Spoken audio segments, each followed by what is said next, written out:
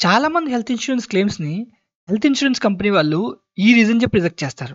ఆ రీజన్ ఏంటి? అదే నో టైమ్‌లీ ఇన్ఫర్మేషన్.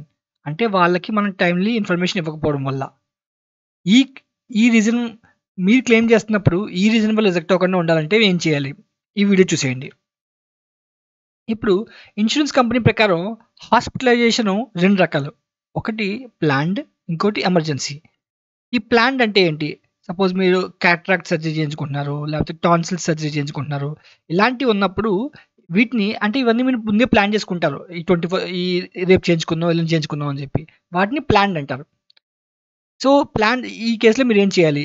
మీరు అడ్మిట్ అయ్యే 48 అవర్స్ ముందు 48 అవర్స్ లోపల ఆ కంపెనీ ఇన్స్యూరెన్స్ కంపెనీ వాళ్ళకి ఇన్ఫార్మ్ చేయాలి. సార్ నేను ఇలా చేయించుకుంటున్నాను అని చెప్పి. అప్పుడు ఏ ప్రాబ్లమ్ రాదు.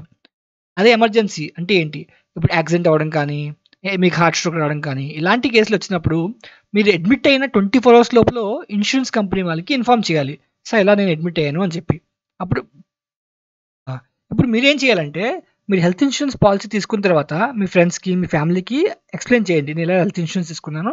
సపోజ్ ఏం అవ్వకూడదు. ఏమైనా అయితే ఇలా మీరు హెల్త్ ఇన్స్యూరెన్స్ కంపెనీ వాళ్ళకి చెప్పాలి అని చెప్పి. అప్పుడు మీరు ఇన్ఫార్మ్ చేయలేకపోయినా వాళ్ళైనా ఇన్ఫార్మ్ చేస్తారు. వాళ్ళకి తెలుసు కాబట్టి. సో, ఈ విషయాన్ని జాగ్రత్తగా ఉంచుకోండి మీరు. So, please like the video and subscribe to YouTube channel.